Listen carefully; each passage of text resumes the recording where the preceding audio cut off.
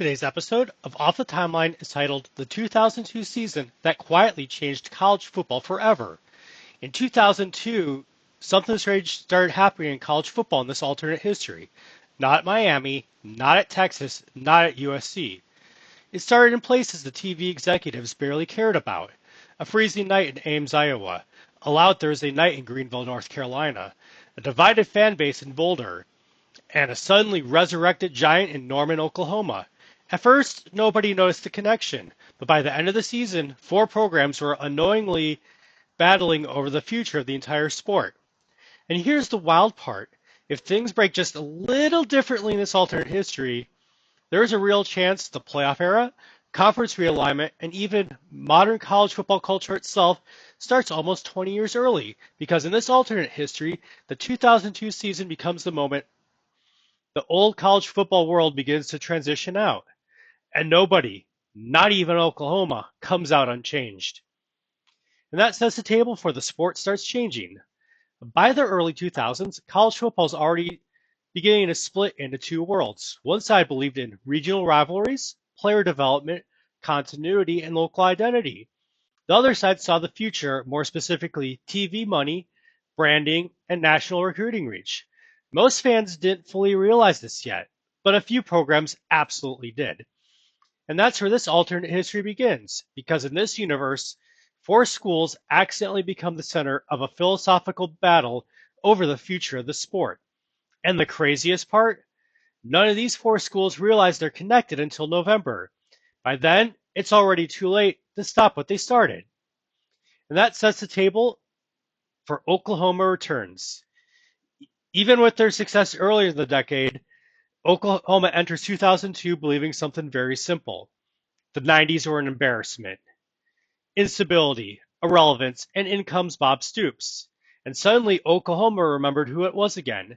The Sooners weren't just winning by then, they had already started to restore order. That's important because Oklahoma in this alternate history becomes the symbolic defender of the older hierarchy. Not old-fashioned football, but hierarchy in general. The idea that blue bloods should still control the sport. And for a while, they absolutely do. Now let's set the table for the program nobody understood, Iowa State. In this alternate universe, Dan McCartney quietly built something the national media completely misses: development, continuity, experience, and they still have Seneca Wallace at quarterback. Now here's where the alternate history changes. Because instead of Iowa State being viewed as a nice underdog story, they become terrifying, not flashy, not unstoppable, just very difficult to beat, especially late in the season, especially in bad weather, especially for teams built on speed and hype.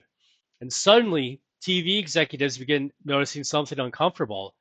Viewers love Iowa State games, not because they're trendy, but because they're real. But another school's watching Iowa State very carefully, and unlike Oklahoma, they immediately understand what's happening. Colorado. And that sets the table for Colorado State in the future. Colorado becomes the most fascinating team in this alternate universe because they realize something before almost everyone else. College football is becoming entertainment. Not just sport, but entertainment.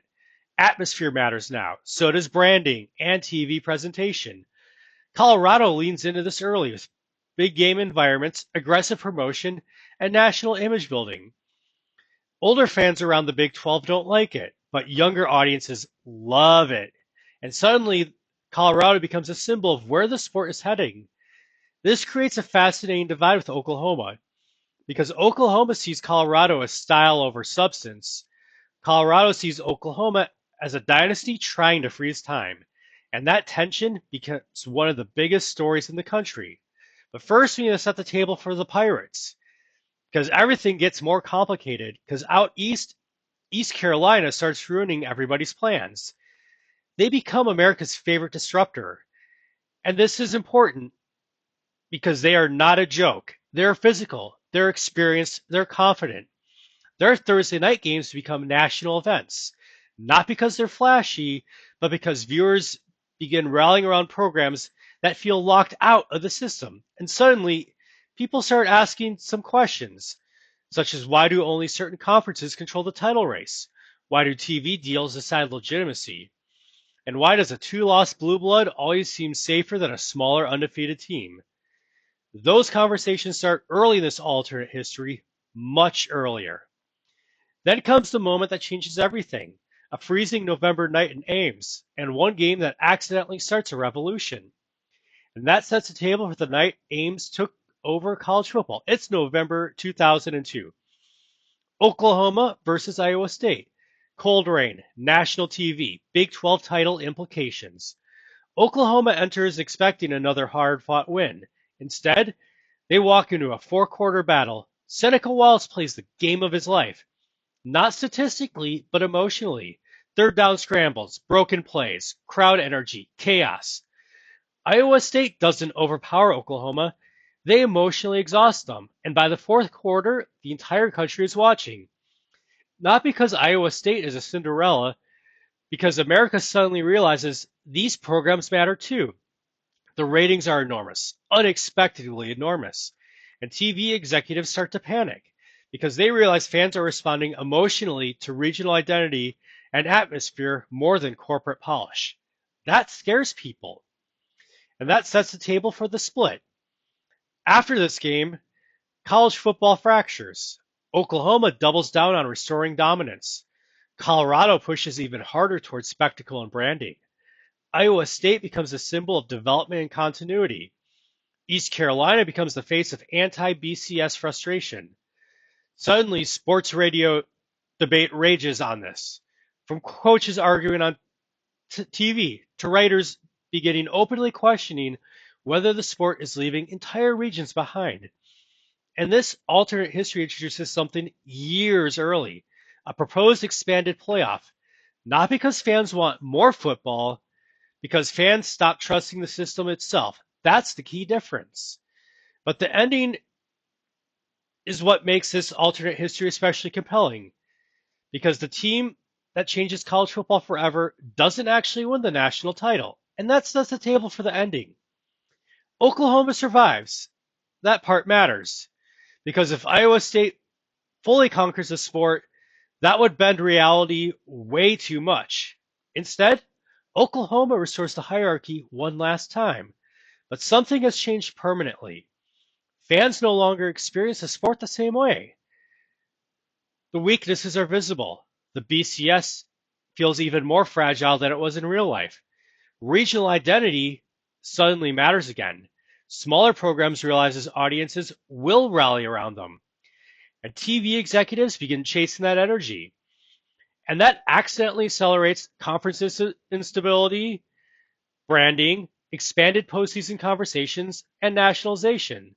The sport becomes larger than ever, but also less local, less personal, less familiar. And in this alternate history, the last truly regional season of college football was 2002. Because maybe the real turning point in college football history wasn't Miami or USC or the playoff era. Maybe it was when four programs, Oklahoma, Iowa State, Colorado, and East Carolina, all battled for completely different visions of what the sport should become, and without realizing it, helped create the modern college football world we live in today. If you enjoyed this alternate history, make sure to like, comment, and subscribe, and let me know which side would you have been on in 2002. And I'll see you in the next timeline.